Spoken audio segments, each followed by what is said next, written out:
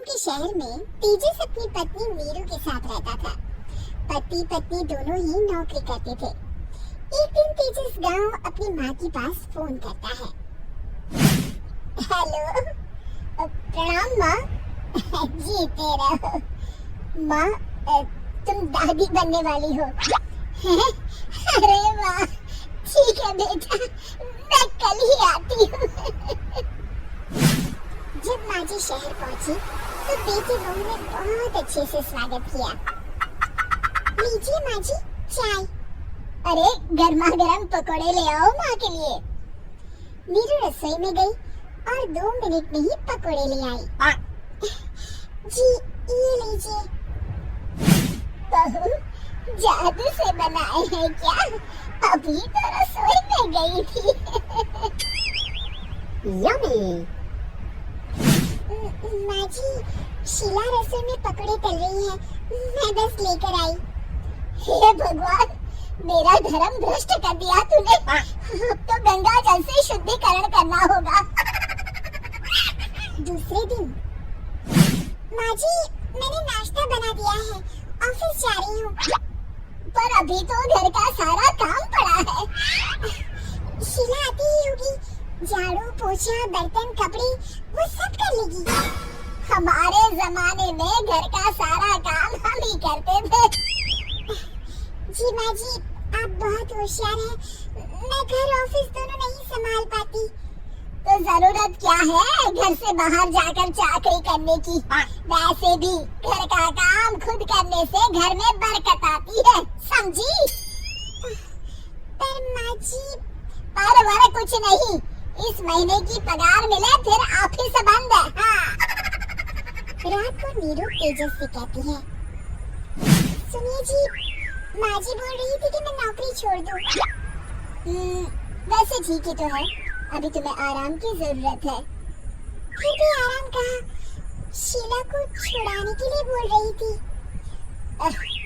तो अब 24 घंटे में इतना काम तो कर ही सकती हो। पर जॉब पसंद है मुझे, घर पर मन नहीं लगेगा। अगले दिन जब दोनों ऑफिस के लिए निकल रहे थे, मेरी तो कोई कीमत ही नहीं है इस घर में। माँ जी, आजकल महंगाई बहुत है, रहन सहन भी बदल गया है। दोनों नौकरी करते हैं तभी ठीक रहता है। अच्छा, तू कहना क्या चाहती है? मेरा बेटा तुझे बिठा के खिला नहीं सकता? तू ही इस घर का खर्च चला रही है, हैं? नहीं माँ जी, मेरा वो मतलब नहीं था। मतलब खूब समझती हूँ, ये बाल धूप में सफेद नहीं किए मैंने। हाँ।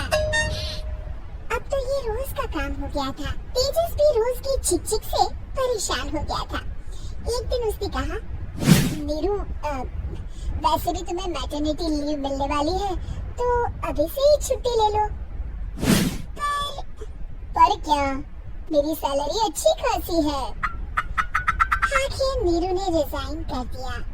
जब बच्चा हुआ तो घर में सब बहुत खुश हुए। कुछ दिनों बाद तेजस फाइल देख रहा था। क्या हुआ तेजस, कुछ परेशान लग रहे हो? हाँ, वो हमारी जितनी सेविंग्स थी वो तो हॉस्पिटल में और छठी के फंक्शन में खत्म हो गई है नीरू। और अभी वैसे मंदी चल रही है तो मैं बोल रही थी कल मुन्ना को हेपेटाइटिस का टीका लगवाना है। नीरू, क्या पोस्टपोन नहीं कर सकते? नहीं जी, बिल्कुल नहीं। अब तेजस को समझ में आ रहा था कि उससे गलती हुई है। पैसों की कमी का असर घर के माहौल पर भी पड़ रहा था। अगले दिन, बेटा मेरा चश्मा और ये दवाइयाँ ले आना, पर्चा देते हुए माँ जी ने कहा। जी। तेजस, मुन्ना के लिए दूध का डिब्बा और डायपर भी ले आना, और ये किराने के सामान की लिस्ट है, इसे भी लाना है। तेजस गुस्से में लिस्ट मरोड़कर फेंकता है और चिल्लाता है, पैसे क्या पेड़ पर उगते हैं? ये ले आना, वो ले आना। अरे, पर ये जरूरत का सामान ही है। वो गुस्से में बिना कुछ कहे ऑफिस चला गया। अरे लंच तो ले जाइए। नीरू दौड़कर डिब्बा पकड़ाती है। एक दिन खाना खाने के बाद, नीरू, अब तो मुन्ना कुछ बड़ा हो गया, तो अब तुम वापस ज्वाइन कर लो ना जॉब। पर इस रिसेशन में जॉब मिलना बहुत मुश्किल है, ट्राई तो करो। फिर मुन्ना, माँ जी है ना, और एक फुल टाइम मेड भी लगा लेंगे। पर माँ जी, उन्हें तो पसंद नहीं।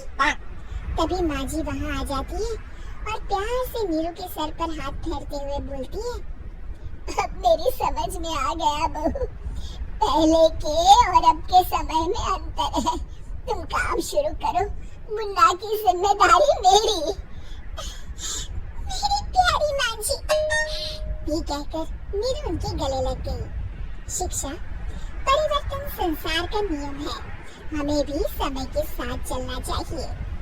उम्मीद है कि आपको हमारी ये कहानी पसंद आई होगी। कृपया हमारे चैनल को सब्सक्राइब करें और सभी अपडेट्स के लिए बेल आइकन जरूर क्लिक करें। और हाँ, वीडियो लाइक और शेयर करना मत भूलिएगा। Bye bye.